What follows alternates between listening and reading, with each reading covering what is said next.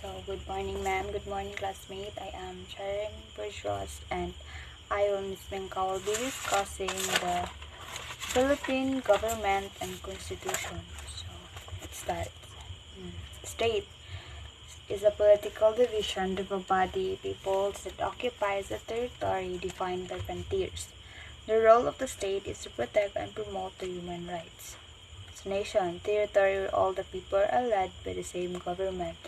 So state and nations have differences. State refers to territories and nation refers to a group of people. So theories of the evolution of a state. First we have natural theory, meaning state results from man's natural indication to associate and interact. Divine theory. The state is divine creation. It rules of God's a chosen one. Force theory, invasion, force, or coercion. So, the fourth theory, states evolves from family. Social contract theory, states were formed by a deliberate and voluntary agreement among the people. Branches of a government, executive, legislative, and judiciary. So, executive is responsible for enforcing and executing laws made by the legislative branch of government. Legislative is relating to the making of laws. So, Congress is a legislative. Judiciary, the part of a country's government that is responsible for its legal system that consists of all judges in its courts of law. So, inherent powers of the state, police powers, enact law. So, ano siya ang mga police. So, kita, ang police na nagapromote sa tuwag safety, morals, rules and regulations, and general welfare. So, taxation, impose proportional charge. So, kita tanan, no? Is nagabayad og tax. For example, is if mamalit ka sa mall, is naado na siya charge mo. So, mo na ang kanabali tax na nimo.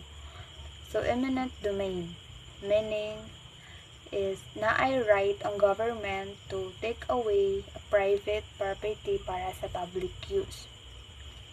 So, government is a system of people, laws, official that define control the country that you live in. So, system of government. Unitary, often described as a centralized government, meaning all power held by the government belong to a single or central agency. Country example ano niya is the Philippines.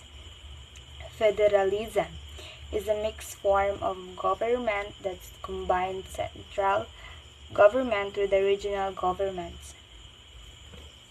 Forms of government. So, monarchy, ruled by one person. Types of monarchy. We have absolute monarchy. Means a state over a soul.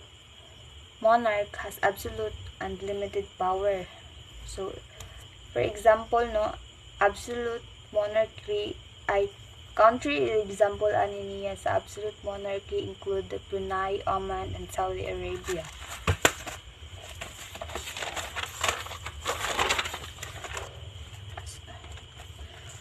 And second one is limited or constitutional monarchy. Sometimes called limited monarchy, it's because the monarchy has limitations. So, for example, Sweden has a king or queen and it's head of a state, but the monarch has no real power. So, dictatorships, meaning ruled by that threat or force and giving people a little or no individual freedom. Country example ano niya is Afghanistan and Algeria. So, aristocracy, meaning best member of the community.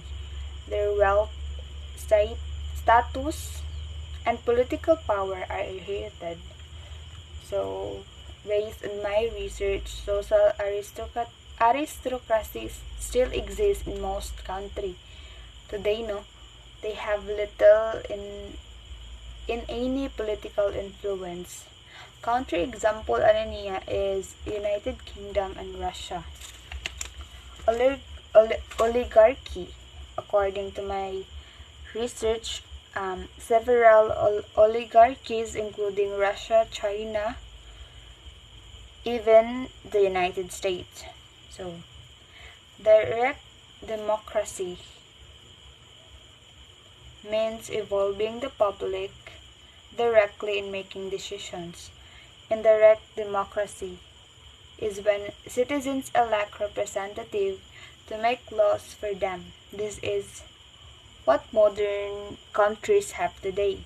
So essential features of democracy will be majority rule and minority rights. The majority rules is meaning is to making a political system in which the group that heard the most member of has a power to make decisions. Minority rights are protected rights that are enjoyed by everyone, even those not considered part of a majority. So that would be all. Good day everyone, I'm Marian Mancao and I am the fourth reporter. The 1987 Philippines Constitution. It is the latest iteration of Philippines Constitution. It's all about human rights ug mga outlines sa pagbuhat sa mga batas para maprotektahan ang mamamayan. Significant features of the 1987 consist of preamble and 18 articles and provide for a presidential system of government and restores the bicameral Congress of the Philippines composed of a Senate and of a House representative. And the basic principles of the 1987 Constitution. Number one is recognition of the aid of Almighty God, sovereignty of the people, renunciation of war as an instrument of national policy, separation of the church and state, supremacy of the civilian authority over military, recognition of the importance of the family as a basic social institution and of the vital role of the youth in nation building, guarantee of human rights, separation of powers, government through suffrage, guarantee of local autonomy, independence of the judiciary, high sense of public service morality and accountability of public officers, nationalization of natural resources and certain private enterprises affected with public interest, government of laws and not for men, non-sustainability of the state, rule of the majority democracy indirect or republican. Preamble. Preamble is derived from the Latin word preambular, meaning walk before or going before. It is defined as the preliminary statement of the Constitution. The purpose of preamble, it is indicate the authors of the constitutions and the sovereign Filipino people, enumerates the primary aim and aspiration of the framers in drafting the Constitution. It is useful as the aid in the construction and interpretation of the text of the Constitution. So we also have 18 articles na sakop aning 1987 Philippines Constitution. Sa pamamagitan aning 18 articles na atay equality, na atay equal protections of the law. How can a constitution be changed? We only have three methods or ways. The first one is the Congress acting as constituent assembly. Diri sa Constituent Assembly mag-gather ang House of Representatives ug ang Senado ug sila mismo ang ma-propose sa amendments ug sa revision sa atoang Constitution. That's the fastest way para ma-revise ug ma-amend ang constitution. The second one is especially elected delegates called constitutional convention. Ug wala ang mga taga-Congress upon the vote of 2 or 3 of its members, they can call for an constitutional convention kung saan naa sila'y mga elected delegates na musab bali ang elected delegates na ang mo-propose atong amendments o revision. And the last one is the people or the people's initiative. The people may directly propose the changes of the constitution upon the petition of at least 12% of all registered voter represented by at least 3% of all registered voters in every legislative body. Or it is can only be done once every 5 years. And ang process is lengthy and costly. Kaya you have to gather a lot of votes. Citizenship, a term denoting membership of a citizen in political society which implies reciprocally a duty of allegiance of the part of the member and duty of protection on the part of the state. So citizenship, it refers sa imuhang pagiging miyembro sa isang bansa. Ug naa kay citizenship, naa kay right nga makaboto, magbayad og taxes, magnegosyo, magtrabaho, ug uban pa. General ways of acquiring citizenship. Involuntary method, by birth because blood of relationship or place of birth. Citizenship, birth, the hus sanguinis and the hus soli. Hus sanguinis, ang citizenship ng isang tao ay nakadepende sa citizenship ng kanyang mga magulang. And the hus soli nakadepend kung asa siya gipanganak. Ang Philippines ay sumusunod sa hus sanguinis. Kay atong citizenship nakadepende sa citizenship pod sa atoang mga ginikanan. And the voluntary method sa pamamagitan ng naturalization. And voluntary method sa pamamagitan ng naturalization. Ways of acquiring citizenship through naturalization. By the judgment of the court, dapat at least 21 years of age, live here in the Philippines at least of 10 years, na ay good moral, can speak and write Filipino, dapat na kay real estate work of 5,000 or any lucrative trade, profession, and lawful occupation. By direct act of Congress, ginahatag or pwede ra ni siya sa mga foreigner nga nagpuyo diri sa atong bansa nga naay dako nga nanatabang para muunlad ang atong bansa. Suffrage, atong rights nga moboto sa political election. Who were allowed to vote? Under the 1987 Philippines Constitution, not otherwise disqualified by the law. Dapat Filipino citizen ka nga nag-edad og 18 years. Dapat resident ka sa Pilipinas at least 1 year in place where you intend to vote. Scope of suffrage. Elections.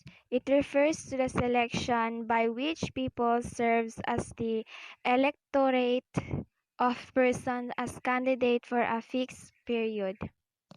Recall. It is a means by which local officials may be removed from office even before the expiration of their term or office by a vote of the rest. Plebiscite. It is a type of election wherein the people render decision to accept or reject certain amendments to the Constitution. Initiative. It is the process whereby the people are given the opportunity to directly propose or enact law. Article 6. Legislative Department. Na ay 32 ka sections, nag-compose og 24 ka senador. Dapat ang term of office sa mga senador ay dapat 4 to 6 years. Legislative depart is branch of government having the power to make law. Article 7, Executive Department, nag-compose og 23 ka sections. Article 8, Judicial Department, composed of 5 sections.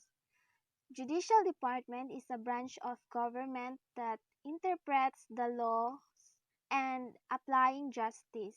Court of Tax Appeals has the exclusive jurisdiction over taxes cases appealed by private citizens and commercial firms.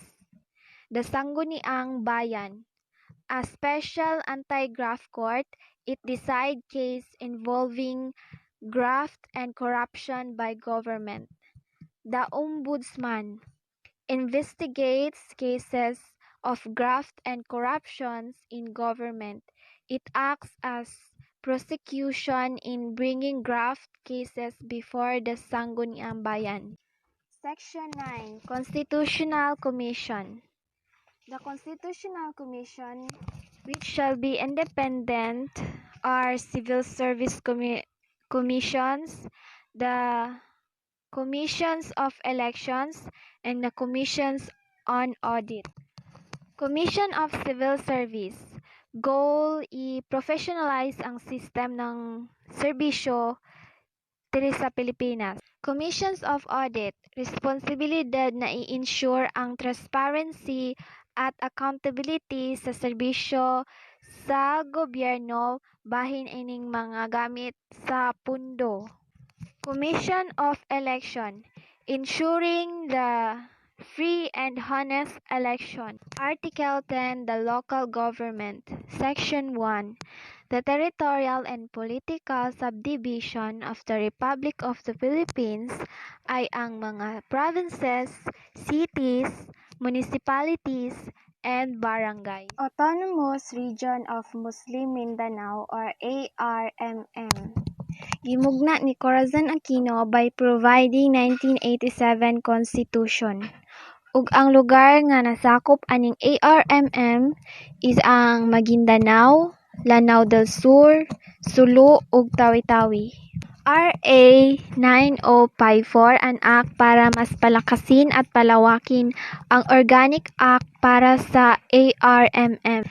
Section 5, ang bawat government unit shall have the power to create own source, parehas anang buwis, taxes, and fees. Section 6, local government unit shall have a just share or as determined by law in the national taxes which shall be automatically released to them. Section 7. Local government shall entitled to an equitable share in the proceeds of the utilization and development of the national wealth within their respective areas.